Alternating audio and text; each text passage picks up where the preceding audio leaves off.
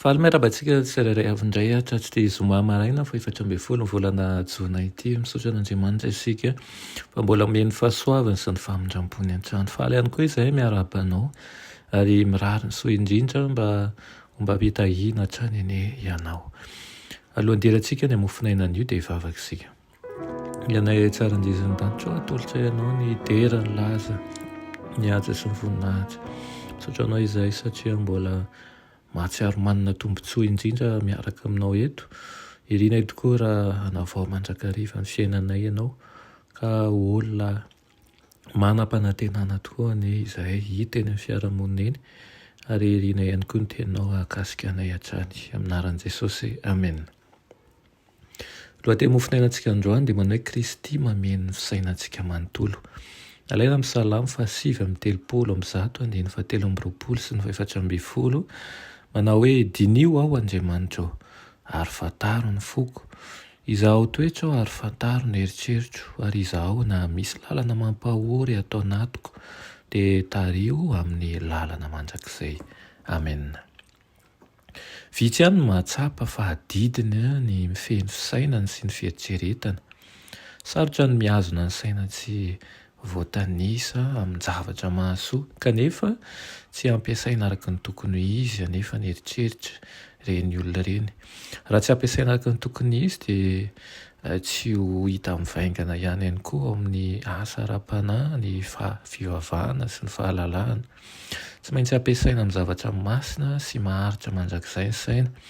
Fa raha tsy izany na dia ankafian'ireo eritreretina manodidina sy ny ahitsaitra fotsiny aza, tsy maintsy atao izay ampitombo ny herin'ny saina sy ireo eram-pitondran-tena ka ny fanazarana manao izay hahatanjaka sy hahatsara azy ny tokony atao.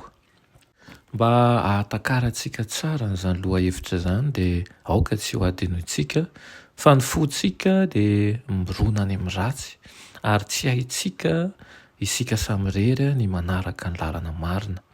Ny fahasoavan'Andriamanitra rery ihany akambana amin'ny toetra tsara indrindra vitantsika no ahafahana mahazo ny fandresena.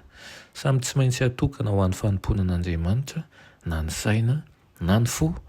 Vitsy ihany no mino fa tena latsaka ambany tokoa ny olombelona ary ny toetra ratsy tanteraka ka mifanohitra amin'Andriamanitra. Rehefa tsy fehezin'ny fanan'Andriamanitra mivatana amin'ny fanahintsika dia volavolain'ny Satana ho arak'izay tiany. Ny saina rehetra eo ambanin'ny vohoniny dia hovano ara-nofo. Manohitra amin'ny vatana an'Andriamanitra izy amin'ny fironany, ny heviny, ny safidiny, ny asany. Izay rehetra tian'Andriamanitra sy ankasitrahany, tsy tiany fa izay alan'Andriamanitra, ireny no ahitany fahafanaretana. Raha mitoetra ao am-po Kristy dia ameno ny fisainantsika manontolo izy sy ny fitiavany ary ny fahadiovany no ho saintsaintsika lalina. Ifantoka amin'i Jesosy ny fitiavantsika, izy no fanantenantsika sy ho andraindraintsika amin'ny zavatra rehetra. Ny mivelona amin'ny finoana ny zanak'Andriamanitra eto amin'ity fiainana ity, ny manantena sy tiany fisehoany no fifaliany fanahy ambony indrindra. Ireo izay nanazatra ny saina ravoravo amin'ny zavatra ara-panahy dia ho azo afindra any an-danitra ka na dia handalo fahafatesana azy izy dia mino tokoa sa ahita ny voninahitra lehibe ny lanitra ary ho atsangan'i Kristy tokoa rehefa ho avy tsy ho ela any amin'ny rahon-lanitra izy.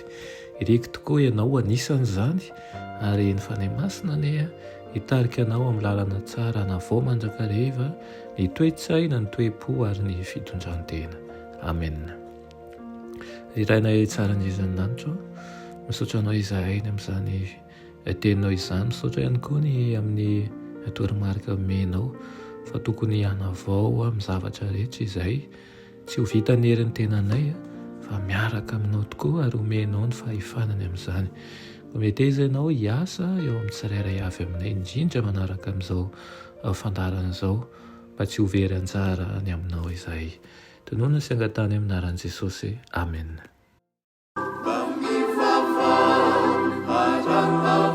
Maraina, sarovina